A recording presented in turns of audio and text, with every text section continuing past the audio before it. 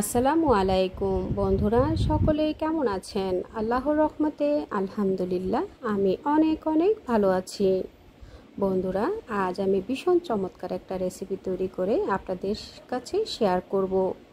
রেসিপিটার নাম হচ্ছে বাহারি রঙের ডাবের পুডিং। এই বাহারি রঙের ডাবের পুডিংটা খুব সহজ পদ্ধতিতে আমি যেভাবে তৈরি করি সেই পদ্ধতিটা আপনাদের সাথে শেয়ার করব। আশা করছি পুরো রেসিপিটার সঙ্গেই থাকবেন এবং আমাকে সুন্দর কমেন্টস করে সাপোর্ট করবেন। বন্ধুরা, ডাবের পুডিং কম বেশি সকলেই তৈরি করে থাকেন। এভাবে করে বিভিন্ন কালার দিয়ে বা আকর্ষণীয় করে কলিজা ঠান্ডা করা প্রাণ জুড়ানো এই ডাবের শরবতটা এই গরমে ভীষণ উপকারী একটা রেসিপি। চলুন খুব সহজ পদ্ধতিতে আজকের এই রেসিপিটা তৈরি করব। ডাবের পুডিংটা তৈরি করার জন্য, যেহেতু আমি বাহারি কালারের ডাবের পুডিং তৈরি করব, প্রথমে আমি জেলো তৈরি করে নেব। বিভিন্ন কালারের জেলো তৈরি করে নিয়ে এরপর আমি পুডিংটাকে সেট করে নেব। তো বন্ধুরা, এখানে আমি হাফ লিটার লিকুইড দুধ নিয়েছি। লিকুইড দুধটা দিয়ে আমি সাথে চিনি দিয়ে দিলাম 4 টেবিল চামচের মতো। আপনারা চাইলে আপনাদের পছন্দ অনুযায়ী মিষ্টিটা বাড়িয়ে কমিয়ে আপনাদের টেস্ট অনুযায়ী অ্যাড করে নেবেন। এই দুধটা দিয়ে আমি জেলো তৈরি করে নেব বিভিন্ন কালারের। আর এই জেলোটা তৈরি করার জন্য আমি এখানে আগার আগার পাউডার ব্যবহার করব। আপনারা চাইলে জেলোটিন দিয়েও কিন্তু এই জেলিটা তৈরি করে নিতে পারেন। তো আমি এখানে হাফ লিটার লিকুইড দুধ নিয়েছি। এই লিকুইড দুধটা রুম টেম্পারেচারে থাকা অবস্থাতেই কিন্তু আমি চিনি এবং আগার আগার পাউডারটা খুব ভালো করে মিক্স করে নিয়েছি। খুব ভালো করে মিক্স করে নিয়ে এরপর আমি এখন চুলাতে বসিয়ে দেব। বন্ধুরা, অবশ্যই চেষ্টা করবেন ভালো কোম্পানির আগার আগার পাউডার দিয়ে জেলোটিনটা তৈরি করে নেওয়ার জন্য। অনেকেই কিন্তু আমাকে প্রশ্ন করেন, আপু আমাদের জেলোটিন তৈরি করার সময় কেন আমাদের জেলোটা জমে না? তো আপনারা চেষ্টা করবেন এইভাবে করে ভালো ব্র্যান্ডের জেলোটিনটা দিয়ে তৈরি করার জন্য। আমি হাইকো কোম্পানির জেলোটিন দিয়ে হাইকো কোম্পানির আগার আগার পাউডার দিয়ে আজকের এই জেলোটা তৈরি করে নেব। তো আমি এখানে 3টা কালার তৈরি করব, যার কারণে আমি এখানে হাফ লিটার দুধ নিয়েছি। বন্ধুরা, আপনারা আপনাদের প্রয়োজন অনুযায়ী বাড়িয়ে কমিয়ে নিয়ে কিন্তু একই প্রসেসে এই জেলোটা তৈরি করে নিতে পারেন। দেখুন বন্ধুরা, কিছুক্ষণ নেড়ে চেড়ে দেওয়ার পরেই কিন্তু সুন্দরভাবে ঘন হয়ে গেছে। এখন আমি চুলা থেকে নামিয়ে আমি 3টা পাত্রে এই দুধটাকে ঢেলে নেব।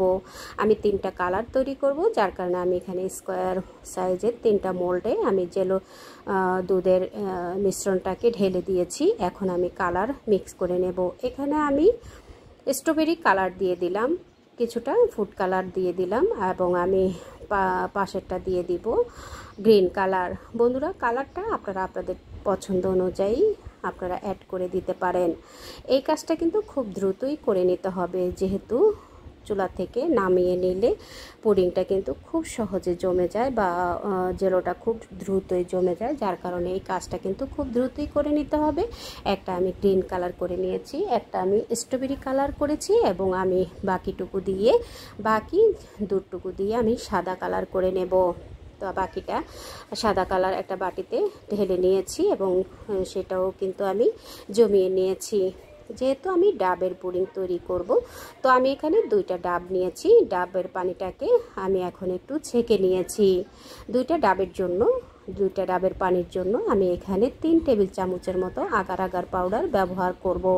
আপনারা চাইলে আগার আগার পাউডারের পরিবর্তে জেলোটিন দিয়েও কিন্তু ডাবের পুডিংটাকে তৈরি করে নিতে পারেন। তো আমি এখানে আগার আগার পাউডার দিয়েই তৈরি করে নেব এবং অবশ্যই কিন্তু চেষ্টা করবেন ভালো ব্র্যান্ডের আগার আগার পাউডার দিয়ে এই পুডিংটা তৈরি করার জন্য।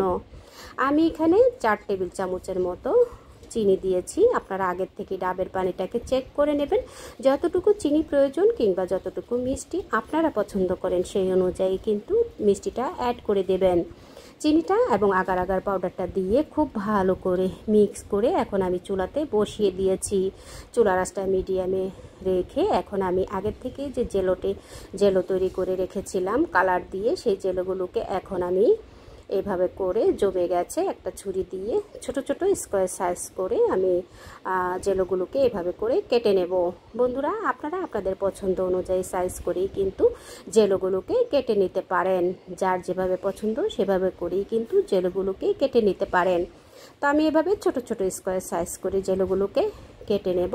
এবং আমি কিন্তু চুলাতে ডাবের পানিটা বসিয়ে রেখেছি, সেটাও কিন্তু আমি কিছুক্ষণ পর পর নেড়ে দিচ্ছি যাতে করে দ্রুত জমে না যায়। চুলার আঁচটা কমিয়ে দিয়ে এই ফাঁকে আমি জেলোগুলোকে এভাবে করে স্কোয়ার সাইজ করে কেটে নিচ্ছি। একইভাবে সাদাটাও আমি কেটে নেব। তো বন্ধুরা, এভাবে করে আমি গ্রিন কালার এবং স্ট্রবেরি কালার দিয়ে এবং সাদা কালার, তিনটা কালার মিক্স করে নিয়ে আজকের এই ডাবের পুডিংটাকে আমি বাহারি কালার করে তৈরি করে নেব। বন্ধুরা, কালারগুলো কিন্তু আপনারা আপনাদের পছন্দ অনুযায়ী অ্যাড করে দিতে পারেন। যার যেরকম কালার পছন্দ সেই অনুযায়ী কিন্তু আপনারা জেলোগুলো তৈরি করে নিতে পারেন। দেখুন বন্ধুরা, ঠিক এরকম সাইজ করে আমি কেটে নিয়েছি। এই ফাঁকে কিন্তু ডাবের পুডিংটাও খুব সুন্দরভাবে ঘন হয়ে গেছে। এখন আমি চুলা থেকে নামিয়ে নেব। দেখুন বন্ধুরা, সুন্দরভাবেই কিন্তু ডাবের জেলোটাও জমে গেছে।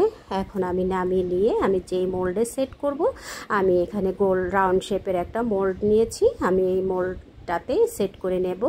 তো সেট করার জন্য আমি এখানে দিয়ে দিলাম আগের থেকেই যে জেলোগুলো আমি তৈরি করে রেখেছিলাম দুধ দিয়ে কালারফুল করে। তো আমি সেখান থেকে কিছুটা দিয়ে দেব। তিনটা কালার থেকেই আমি দিয়ে দেব। এবং আমি যে ডাব এনেছিলাম সেই ডাবের ভিতরে সুন্দরভাবে শ্বাস হয়েছিল, সেই শ্বাসগুলোকেও আমি কেটে নিয়েছি, সেগুলো আমি সাথে অ্যাড করে দেব। তো আমি জেলোগুলোকে সুন্দরভাবে এভাবে করে ছড়িয়ে ছিটিয়ে দিয়ে এখন আমি ডাবের পুডিংটাকে দিয়ে দিচ্ছি। বন্ধুরা, ডাবের পুডিংটা এভাবে করে দিয়ে এরপর আমি একটা চামচ দিয়ে একটু নেড়ে দেব যাতে করে সব সাইডে সুন্দরভাবে কালারগুলো সেট হয়ে যায়। তো দেখুন, আমি এভাবে করে দিয়েছি এবং বাকি কিছুটা ছিল সেগুলো আমি অন্য একটা মোল্ডে ঢেলে নিয়ে আমি সেটা দিয়েও কিন্তু পুডিং তৈরি করে নিয়েছি। এখন আমি যে নারকেল শ্বাস ছিল, ডাবের পানির সাথে যে শ্বাসগুলো ছিল সেগুলোকে আমি এভাবে চিকন করে কেটে নিয়েছি। কেটে নিয়ে উপরে এভাবে করে ছড়িয়ে দিয়ে একটা চামচ দিয়ে খুব দ্রুতই কিন্তু এই কাজটা করে নিতে হবে, কারণ পুডিংটা কিন্তু খুব দ্রুতই জমে যায়। তো এভাবে করে একটু নেড়ে দিয়ে এরপর আমি 10 থেকে 15 মিনিট ফ্যানের বাতাসের নিচে রেখে দেব। এতে করে সুন্দরভাবে পুডিংটা জমে যাবে। তো বন্ধুরা, এভাবে করে জমে যাওয়ার পরে এরপর যখন রুম টেম্পারেচারে চলে আসবে, তারপর আমি এই ডাবের পুডিংটাকে ফ্রিজে নর্মাল চেম্বারে 2-3 ঘন্টা রেখে দিয়ে এরপর আমি সার্ভ করে দেখিয়ে দেব এবং কেটে দেখিয়ে দেব এই পুডিংটা দেখতে কতটা লোভনীয় হয়েছে। আর কলিজা ঠান্ডা করা, এরকম ভীষণ গরমে এরকম প্রাণ জুড়ানো কলিজা ঠান্ডা করা ডাবের পুডিং তৈরি করে আপনারাও আপনাদের প্রিয়জনকে উপহার দিতে পারেন। বন্ধুরা, খুব সুন্দরভাবে সেট হয়ে গেছে। এখন আমি মোল্ড আউট করে নিচ্ছি। তো বন্ধুরা দেখুন, এভাবে করে মোল্ড আউট করে নিয়ে আমি কিন্তু ঠান্ডা হয়ে যাওয়ার পরে ফ্রিজে রেখে দিয়েছিলাম। এখন আমি এভাবে করে মোল্ড আউট করে নিয়েছি। দেখুন বন্ধুরা, কতটা আকর্ষণীয় কালার হয়েছে। এটা দেখতে যতটা আকর্ষণীয়, খেতেও কিন্তু ভীষণ মজা। আশা করছি আপনারা একবার হলেও ট্রাই করবেন এবং আপনারা আপনাদের প্রিয়জনকে এরকম মজার মজার রেসিপি তৈরি করে প্রিয়জনকে উপহার দেবেন। বন্ধুরা, কেমন লাগলো আমার এই ডাবের বাহারি রঙের পুডিংটা আপনাদের কাছে? যদি কোনো অংশে একটু হলেও ভালো লেগে থাকে, প্লিজ বন্ধুরা আপনারা আপনাদের টাইমলাইনে শেয়ার করে দিয়ে আপনাদের ফ্যামিলি ফ্রেন্ডসকে দেখার সুযোগ করে দেবেন। দেখুন বন্ধুরা, আমি একটু কেটে দেখিয়ে দিচ্ছি দেখতে কতটা লোভনীয় হয়েছে। বাচ্চা থেকে বড় সবাই কিন্তু এই গরমে এই ধরনের আকর্ষণীয় কালারের বিভিন্ন রকমের কালার দিয়ে তৈরি করা এই ডাবের পুডিংটা ভীষণ পছন্দ করে। আমার ফ্যামিলির লোকজন তো অনেক পছন্দ করে। যেহেতু তারা পছন্দ করে তাই আমি আপনাদের সাথেও শেয়ার করলাম। আশা করছি আপনাদের কাছেও ভালো লাগবে। আর বাচ্চারা কিন্তু এই ধরনের একটু কালারফুল টাইপের খাবার তারা খুব পছন্দ করে। দেখুন বন্ধুরা, কতটা সুন্দর হয়েছে, খেতেও কিন্তু ভীষণ মজা হয়েছে। তো আপনারাও চাইলে এভাবে এই গরমে প্রিয়জনকে এরকম মজার মজার পুডিং তৈরি করে প্রিয়জনকে উপহার দিতে পারেন। এই পুডিংটা 2-3 ঘন্টা যদি আপনারা ফ্রিজের নর্মাল চেম্বারে রেখে এরপর পরিবেশন করেন, তাহলে কিন্তু দেখতেও যতটা আকর্ষণীয় হবে, খেতেও কিন্তু ভীষণ মজা হবে, প্রাণটা জুড়িয়ে যাবে। তো দেখা হবে পরবর্তী কোনো রেসিপির সঙ্গে। সেই পর্যন্ত সকলে ভালো থাকবেন, সুস্থ থাকবেন, নিরাপদে থাকবেন। আল্লাহ হাফিজ।